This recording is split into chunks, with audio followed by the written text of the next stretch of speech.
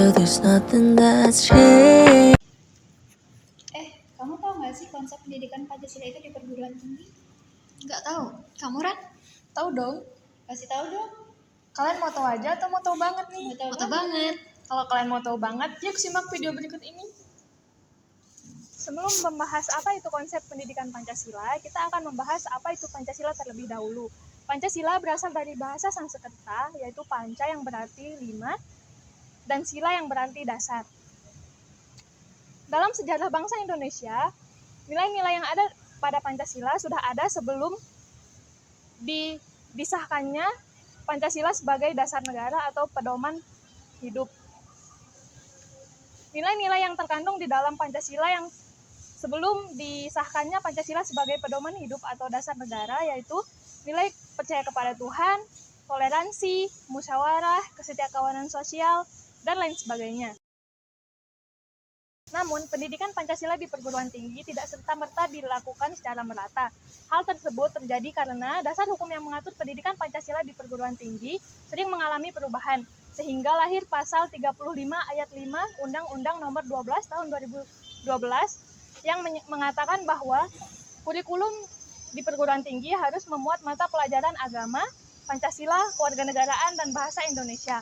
Hal tersebut menegaskan bahwa negara menginginkan mata kuliah pendidikan Pancasila sebagai mata kuliah yang berdiri sendiri dan mata kuliah wajib. Komisi Pemberantasan Korupsi atau KPK kembali melakukan penangkapan terkait pengembangan kasus korupsi perpajakan yang menyeret mantan penyidik pajak Angin Prayitno. Kamu Iya? lagi ngapain? Ini loh, saya lagi nonton video kasus pejabat yang tidak sesuai dengan nilai-nilai Pancasila. Kamu mau lihat nggak? Mau dong.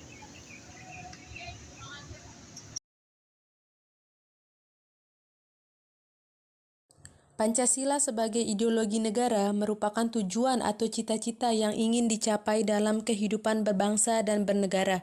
Namun, saat ini masih banyak sekali warga negara Indonesia yang belum sepenuhnya mengenal nilai-nilai moral yang ada di dalam Pancasila, sehingga terjadi permasalahan-permasalahan yang ada di Indonesia. Yang pertama, masalah korupsi. Hampir setiap hari kita mendengar berita korupsi, baik di media sosial, media televisi, dan media-media lainnya. Menurut data dari Indonesia Corruption Watch atau ICW, dalam semester 1 tahun 2022, kerugian negara akibat tindak pidana korupsi melibatkan 252 kasus dengan 612 tersangka dengan potensi korupsi mencapai 33,655 triliun. Angka ini tentu sangat banyak sekali. Bahkan, yang melakukan tindak pidana korupsi sebagian besar dari pejabat, baik pejabat daerah maupun pejabat pusat. Yang kedua, masalah narkoba. BNN mencatat sepanjang 2022 didominasi oleh sabu dan ganja. Barang bukti yang disita terdiri dari 1,904 ton sabu, 1,6 ton ganja, 262.789 butir ekstasi, dan 16,5 kg serbuk ekstasi. Nah, jika hal ini terus-menerus terjadi, maka akan merusak generasi bangsa kita dalam jangka panjangnya. Yang ketiga, pajak. Berdasarkan data APBN 2018, penerimaan pajak mencapai 1.618,1 triliun. Penerimaan pajak ini digunakan untuk membiayai pembangunan negara, baik berupa fasilitas infrastruktur yang akan menunjang perkembangan negara kita menjadi negara maju. Akan tetapi, masalah yang dihadapi oleh negara kita yaitu masih banyak sekali wajib pajak, baik individu maupun perusahaan yang tidak jujur dalam mencatat atau mendata harta-harta yang mereka miliki, sehingga penerimaan negara melalui pajak itu berkurang dan akan mempengaruhi pembangunan negara kita. Nah, dari ketiga masalah tersebut, kita sebagai generasi muda seharusnya mempunyai nilai-nilai moral yang ada di dalam Pancasila, yaitu kita harus mengimplementasikannya dalam kehidupan sehari-hari agar masalah-masalah tersebut tidak terjadi ke depannya. Nah, teman-teman, kita kan udah mengetahui nih tentang konsep pentingnya pendidikan Pancasila. Nah, sekarang saya akan menjelaskan tentang sumber historis, sosiologis, dan politik.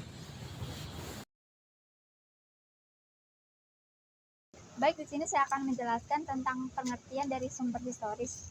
Sumber historis dikutip dari ucapan Presiden Soekarno, jangan sekali-sekali meninggalkan sejarah. Juga ucapan dari seorang filsuf Yunani, Kaisar, yang mengatakan historia inte magistra, yang artinya sejarah itu memberikan kearifan. Yang kedua yaitu sumber sosiologis. Menurut Bung Karno, nilai-nilai Pancasila digali dari bumi pertiwi Indonesia. Dengan kata lain, nilai Pancasila berasal dari kehidupan sosiologis. Yang ketiga adalah sumber politik. Tujuannya agar mampu mendiagnosa upaya untuk mewujudkan kehidupan politik yang ideal sesuai dengan nilai Pancasila, kehidupan sehingga mampu memberikan kontribusi dalam menerapkan politik yang memiliki etika dan berkeadilan. Tantangan pendidikan Pancasila di perguruan tinggi. Pesatnya perkembangan globalisasi yang berdampak pada kemajuan teknologi memberikan dampak yang besar sekali terhadap negara kita, yaitu negara Indonesia. Nah, kita bisa melihat salah satu contohnya yaitu yang ada di belakang saya. Orang-orang lebih mementingkan bersosialisasi dengan orang luar dalam dunia maya menggunakan gadget mereka dibandingkan bersosialisasi dengan masyarakat atau orang yang ada di dekatnya.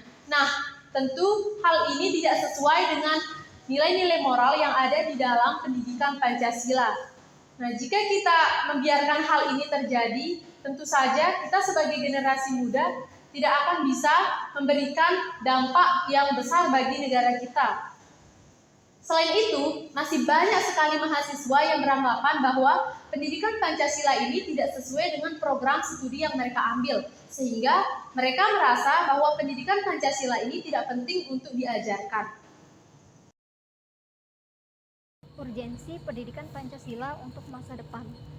Untuk memerangi keterbelakangan, kemiskinan, kesenjangan sosial, korupsi, kolusi, dan nepotisme adalah dengan cara menguasai iptek, meningkatkan kualitas sumber daya manusia agar memiliki daya saing, memelihara serta menjaga persatuan dan kesatuan bangsa dan berpikir objektif, rasional, serta mandiri.